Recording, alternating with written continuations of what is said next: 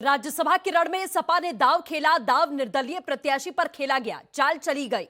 कुछ नेताजी यानी कि सपा के मार्गदर्शक मुलायम सिंह यादव की तरह यह दाव था।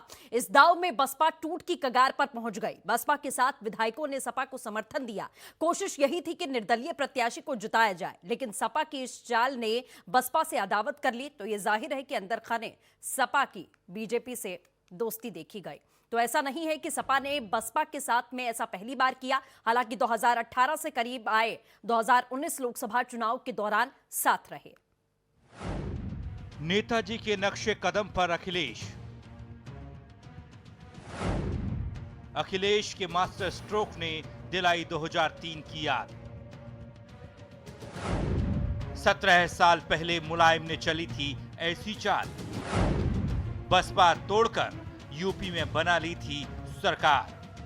बीएसपी के बागियों को सपा ने जब बगावत के लिए सहारा दिया तो याद आ गई 17 साल पहले की वो घटना, जब अखिलेश के पिता और तत्कालीन अध्यक्ष मुलायम सिंह यादव ने कम विधायक होने के बावजूद बीएसपी के 13 विधायक तोड़ दिए थे और बीजेपी के सपोर्ट से अपनी सरकार बना ली थी। अब जानिए इस सियासी किस्से की पूरी हकीकत। वो साल था 2002 का। विधानसभा चुनाव में तब किसी भी पार्टी को बहुमत नहीं मिला। समाजवादी पार्टी को 143, बहुजन समाज पार्टी को 98, बीजेपी को 88 और कांग्रेस को 25 और साथ ही अजीत सिंह की आरएलडी को 14 सीटें मिली। चुनाव परिणाम में किसी भी पार्टी को बहुमत नहीं मिला। वो सरकार बनाने की हालत में नहीं रहे। यूपी में राष्ट्रपति शासन लगा, लेकिन राजनीति कहां ठहरने वाली थी। उसे स्थिरता मंजूर नहीं थी।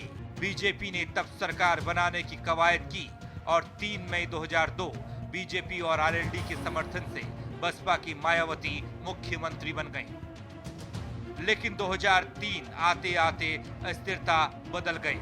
देश की राजनीति में अपनी धोबी पछाड़ और जोड़ तोड़ की नीति के लिए अपनी अलग पहचान रखने वाले मुलायम सिंह की राह पर अब अखिलेश यादव भी नजर आ रहे हैं, जहां उन्होंने आज एक मास्टर स्ट्रोक चलकर उत्तर प्रदेश की राज्यसभा चुनाव का गणित ही बदल दिया।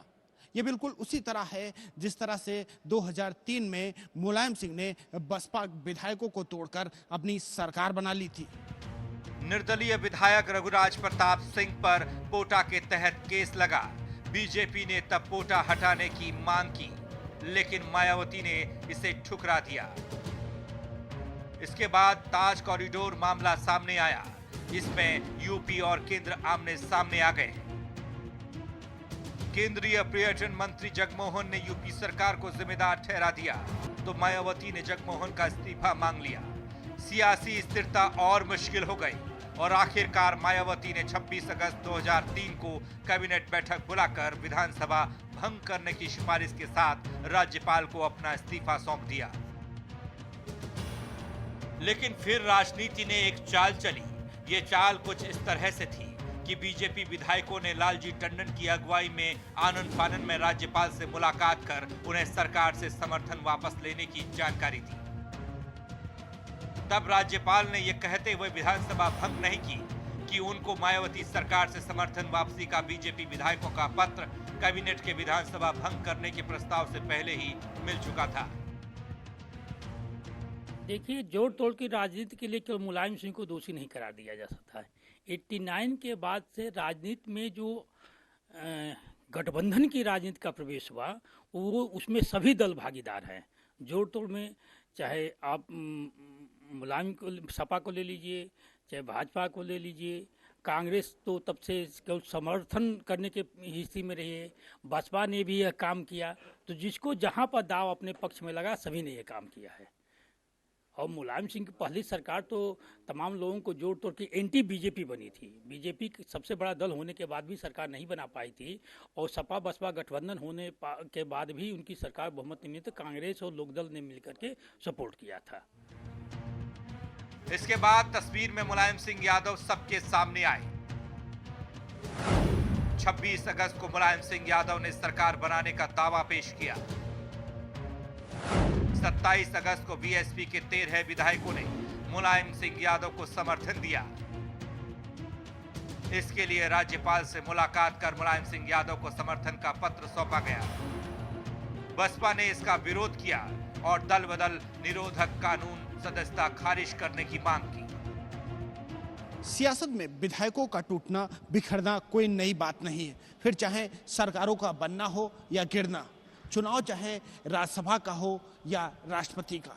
उधर बसपा के 13 बागी विधायकों का समर्थन मिलते ही मुलायम सिंह यादव ने 210 विधायकों की सूची राज्यपाल विष्णुकांत शास्त्री को सौंप दी और बिना समय गवाए शास्त्री जी ने उन्हें शपथ ग्रहण का न्योता दिया। राज्यपाल ने 29 अगस्त 2003 को मुलायम सिंह यादव को मुख्यमंत्री पद की शपथ दिलाई। मुलायम सिंह यादव ने विधानसभा में बहुमत भी साबित कर दिया। इधर बीएसपी के 37 विधायकों ने 6 सितंबर को विधानसभा अध्यक्ष केसरीनाथ त्रिपाठी से मुलाकात की, उन्हें अलग दल के रूप में मान्यता देने की मांग की।